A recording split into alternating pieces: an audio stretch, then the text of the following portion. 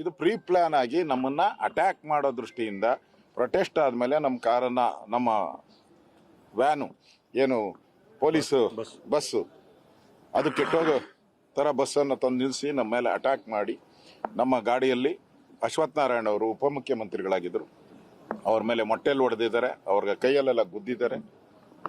ನನ್ನ ಮೇಲೆ ಒಬ್ಬರು ಯಾರೋ ಲಾಯರ್ ಡ್ರೆಸ್ ಹಾಕೊಂಡು ಬಂದು, ಅವ್ರಿಗೆ ವಿಡಿಯೋದಲ್ಲೆಲ್ಲ ಇದೆ, ನಿಮ್ಮ ವಿಡಿಯೋದಲ್ಲೂ ಇರಬೇಕು, CCTV ಕ್ಯಾಮ್ರಾದಲ್ಲದೆ ನಮ್ಮ ಹತ್ರ ರೆಕಾರ್ಡ್ ಆಗಿದೆ. ಬಂದು ಒಬ್ಬ ಲಾಯರ್ ನಮ್ಮನ್ನೆಲ್ಲ ಒಡೆಯಕ್ಕೆ ದೊಣ್ಣೆ ತಗೊಂಡು ಬಂದು ಒಡೆಯಕ್ಕೆ ಬಂದಿದ್ದು ಇದೆಲ್ಲ ಆಗಿದೆ. ಇದಾದ್ಮೇಲೆ ನಾವು ಬಂಧನ ಆಗಿರೋದು ಗೊತ್ತಾದ್ಮೇಲೆ ಹರೀಶ್ ಅವರು ಅವ್ರ ಕಾರಲ್ಲೇ ಬಂದಿದ್ದಾರೆ, ನಮ್ಮನ್ನು ಫಾಲೋ ಮಾಡ್ಕೊಂಡು ಇದೇ ರೂಟಲ್ಲಿ ಹೋಗಿದ್ದಾರೆ ಅಂತ ಇವ್ರು ಟ್ರಾಫಿಕ್ ಪೊಲೀಸ್ ಹೇಳಿದ್ರಿಂದ ಟ್ರಾಫಿಕ್ ಪೊಲೀಸ್ ಆದೇಶದ ಮೇಲೆ ಅವ್ರು ನಮ್ಮ ರೂಟಲ್ಲಿ ಬಂದಿದ್ದಾರೆ. ಅವ್ರ ಕಾರನ್ನ ನಿಲ್ಲಿಸಿ ಕಾಂಗ್ರೆಸ್ ಆಫೀಸ್ ಹತ್ರ ಅವ್ರ ಮೇಲೆ ಹಲ್ಲೆ ಮಾಡಿ ಬೋಡ್ದು ಗುದ್ದು ಹೃದಯಕ್ಕೆಲ್ಲ ಚಚ್ಚಿದ್ದಾರೆ, ಮೊಟ್ಟೆಯಲ್ಲಿ ತಲೆಗೆಲ್ಲ ಹೊಡೆದಿದ್ದಾರೆ. ಅಂದ್ರೆ ಗುಂಡಾಗಿರಿ, ರೌಡಿಸಮ್. ಈ ಕೊತ್ವಾಲನ ಗ್ಯಾಂಗ್ ಏನಿದೆ, ಈ ಕೊತ್ವಾಲನ ಸರ್ಕಾರ ಏನಿದೆ ಎಲ್ಲ ಹೊಡೆದಿದ್ದಾರೆ. ಅದೇ ರೀತಿ ನಮ್ಮ ರಾಯಚೂರು MLA ಡಾಕ್ಟ್ರು, ಶಿವರಾಜ್ ಪಾಟೀಲ್ ಅವರು ಡಾಕ್ಟರ್, ಅವರು ಪಾಪ ಅವರು BJP ಫ್ಲಾಗ್ ಇಲ್ಲ, ಅವ್ರ ಹತ್ರ ಏನೂ ಇಲ್ಲ, ಆದ್ರೆ ನಿಲ್ಲಿಸಿ ಕಾಂಗ್ರೆಸ್ ಆಫೀಸ್ ಹತ್ರ ಅವ್ರಿಗೂ ಹೊಡೆದಿದ್ದಾರೆ. ರಾಮಮೂರ್ತಿ ನಮ್ಮ ಜಯನಗರದ MLA ಅವ್ರಿಗೆ ನಮ್ಮ ಬಸ್ಸಲ್ಲೇ ಪಕ್ಕದಲ್ಲಿ ಕೂತಿದ್ರು. ಆಕ್ಚುಲಿ ನನ್ನಲ್ಲಿ ಕೂತ್ಕೊಬ ಅಂದ್ರು, ನಾನು ಕೂತೀರಾ, ನಾನು ಡೋರ್ ಹತ್ರ ಇದ್ದೆ.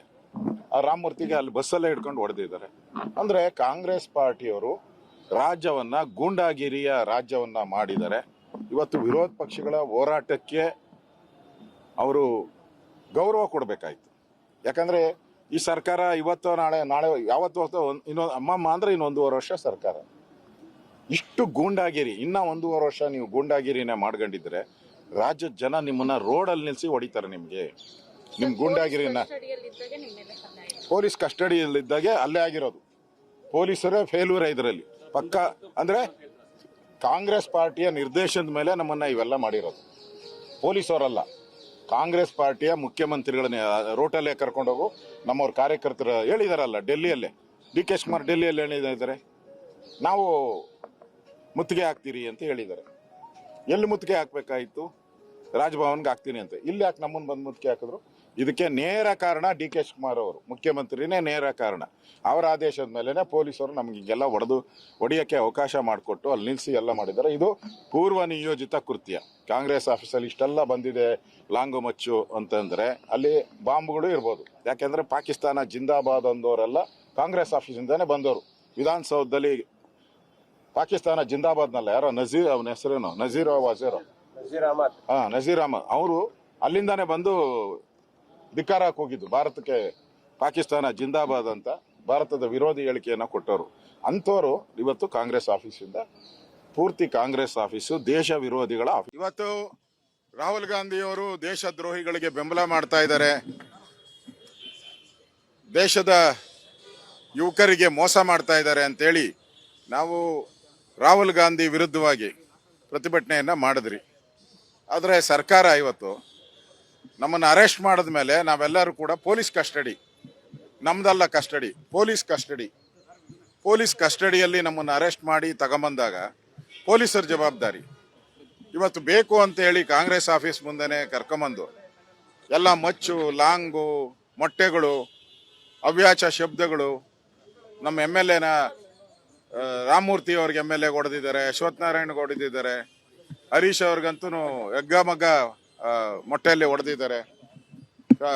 ಎಲ್ಲ ಅವ್ಯಾಚ ಈ ಥರ ನೋಡಿದ್ರೆ ನನಗನ್ಸುತ್ತೆ ಕರ್ನಾಟಕದಲ್ಲಿರುವಂಥದ್ದು ಗೂಂಡಾ ರಾಜ್ಯ. ಇವರೆಲ್ಲ ಕೊತ್ವಾಲ್ ಶಿಷ್ಯಂದಿರು. ನಮ್ಮನ್ನು ಸರ್ಕಲ್ ಇನ್ಸ್ಪೆಕ್ಟ್ರು ಎಲ್ಲರೂ ಸೇರಿ ಬಸ್ಸಲ್ಲಿ ಹತ್ತಿಸ್ಕೊಂಡ್ರು. ಅದಾದ ಮೇಲೆ ನಾವು ಅವರ ಕಸ್ಟಡಿಯಲ್ಲಿದ್ದೇವೆ. ತಕ್ಷಣ ಕಾಂಗ್ರೆಸ್ ಪಾರ್ಟಿ ಕಚೇರಿಯ ಮುಂದೆ ಹೋಯ್ತು, ಬಸ್ ನಿಂತೋಯ್ತಲ್ಲಿ. ಅದಾದ 2-3 ನಿಮಿಷ ಅಲ್ಲಿ ನಿಂತ್ಕೊಂಡಾಗ ಪಕ್ಷದ ಕಚೇರಿಯಿಂದ ಎಲ್ಲ ಗೂಂಡಗಳ ರೀತಿ ನುಗ್ಗಿ ಬಂದು ಮೊಟ್ಟೆಗಳನ್ನು ಒಡೆದ್ರು, ಲಾಠಿಗಳಲ್ಲಿ ಬೀಸಿದ್ರು, ಕೆಲವು MLAಗಳಿಗೆ ಅವ್ರಿಗೆಲ್ಲನೂ ಥಳಿಸಿದ್ರು. ಇಲ್ಲಿ ಅಲ್ಲಿದ್ದ ಪೊಲೀಸ್ನವರು ಏನು ಆ್ಯಕ್ಷನ್ನು ರಿಯಾಕ್ಷನ್ನು ಎರಡೂ ಇರಲಿಲ್ಲ. ಯಾಕೆ ಅಂಥ ಪರಿಸ್ಥಿತಿ ಯಾಕೆ ಬಂತು? ಆ ಕಾರಣದಿಂದಲೇ ಇದೆಲ್ಲ ಆಗಿದ್ದು. ಅಂದಮೇಲೆ ನೀವು ಮೊಟ್ಟೆಗಳಿಟ್ಕೊಂಡು ಕುಳ್ತಿರ್ತೀರಿ ಅಂತಂದರೆ ಏನು ನಿಮ್ಮ ಕೋಳಿಗಳಿದೆಯಾ ನಿಮ್ಮ ಇದರಲ್ಲಿ? ಕೋಳಿ ಫಾರ್ಮಾ? ಕಾಂಗ್ರೆಸ್ ಪಾರ್ಟಿ ಆಫೀಸು ಕೋಳಿ ಫಾರ್ಮ್ ಶೆಡ್ಡಾ? ಅಥವಾ ಹೋಟೆಲ್ ಏನಾದರೂ ನಡೆಸ್ತಿದ್ದೀರಾ? ಗಿಮ್ಲೆಟ್ ಹಾಕ್ಲಿಕ್ಕೆ ಮೊಟ್ಟೆಗಳು ಇಟ್ಕೊಂಡಿರ್ತಾರ ಅಲ್ಲಿ? ಇದು ಪ್ರಶ್ನೆಗಳು ಉದ್ಭವ ಆಗುತ್ತೆ. ಸೊ ನನಗೆ ಅನಿಸ್ತಾ ಇರ್ತಕ್ಕಂಥದ್ದು ಇದೆಲ್ಲವೂ ಪ್ರೀಪ್ಲ್ಯಾಂಡ್ ಇದೆ. ಅವರು ಗೂಂಡಾಗಿರಿ ಮಾಡಬೇಕು ಅಂತಲೇ ಬರ್ತಾರೆ. ನಾವು ಒಂದು ದಿವಸವೂ ಕೂಡ ನಾವು ಆ ಕಚೇರಿಯ ಮುಂದೆ ಪ್ರೊಟೆಸ್ಟ್ ಮಾಡಿಲ್ಲ. ಇವತ್ತು ಸಿಂಬಾಲಿಕ್. ಯಾಕೆ ಅಂತಂದರೆ ಇವತ್ತು ಬೆಳಗ್ಗೆ BJP ಕಚೇರಿಯ ಮುಂದೆ ಕಾರ್ಯಕರ್ತರು ಬಂದು ಇವತ್ತು ಕೂಡ ಪ್ರೊಟೆಸ್ಟ್ ಮಾಡಿದ್ದಾರೆ. ಹಲವು ಬಾರಿ ಅವರು ಬಂದರೂ ಇದುವರೆಗೂ ನಾವು ಪ್ರತಿರೋಧವನ್ನು ಒಡ್ಲೂ ಇಲ್ಲ. ಯಾಕಂತಂದ್ರೆ ಅವ್ರು ಮಾಡ್ಕೊಳ್ತಾರೆ, ಪೊಲೀಸ್ನವರು ಅದನ್ನು ನೋಡ್ಕೊಳ್ತಾರೆ ಬಿಡಿ ಅಂತೇಳಿ ನಾವು ಬಿಟ್ಟಿದ್ದೇವೆ. ಯಾಕಂದರೆ ನಮಗೊಂದು ನ್ಯಾಯ ನೀತಿ ಇದೆ, ಅವ್ರಿಗೆ ಅದೇನಿಲ್ಲ, ದುಂಡಾಭರ್ತಿ ಮಾಡಿಯೇ ಗೊತ್ತು ಅವ್ರಿಗೆ. ಆ ಕಾರಣದಿಂದ ಬಂದಿದ್ರು.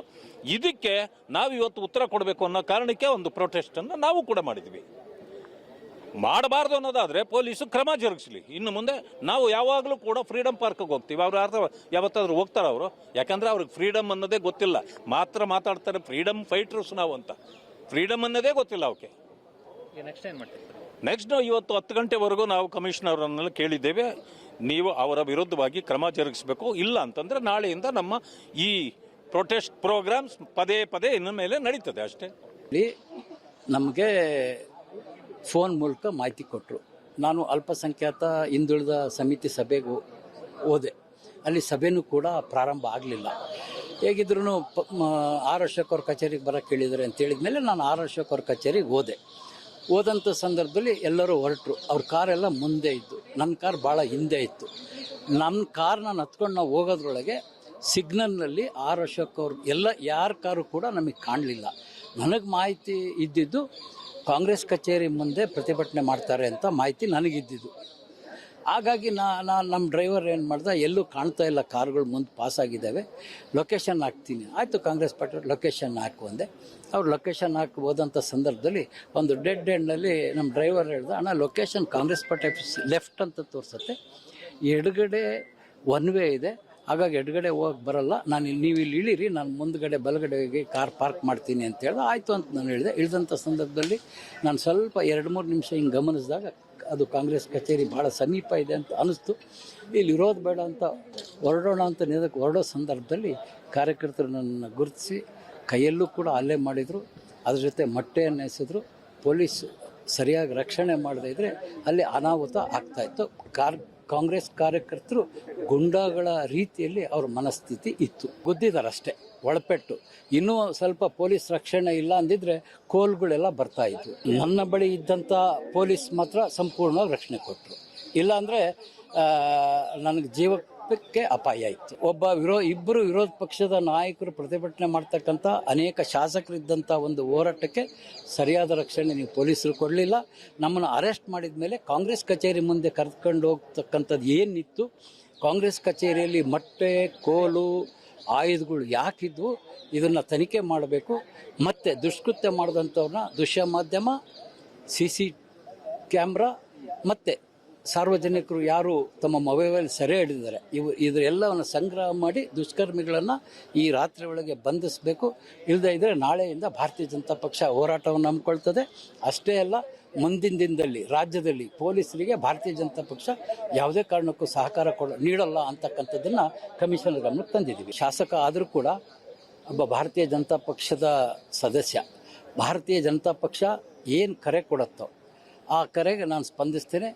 ಈಗ ಸದ್ಯಕ್ಕೆ ರಾತ್ರಿವರೆಗೂ ಕಾಯೋಣ. ಅವರು ಬಂಧಿಸದೇ ಇದ್ದರೆ ಮುಂದಿನ ಹೋರಾಟದ ಬಗ್ಗೆ ನಮ್ಮ ಎಲ್ಲರ ಗಮನಕ್ಕೆ ತರ್ತೀವಿ ಅಂತ ಅಶೋಕ್ ಅವರು ತಿಳಿಸಿದರೆ ಅವ್ರು ಹೇಳಿದ ರೀತಿಯಲ್ಲಿ ನಾವು ಮಾಡ್ತೀವಿ. ರಾಜಧಾರಿ ಟಿವಿ, ಅಡೆತಡೆ ಇಲ್ಲದ ಪ್ರಜಾದಾರಿ.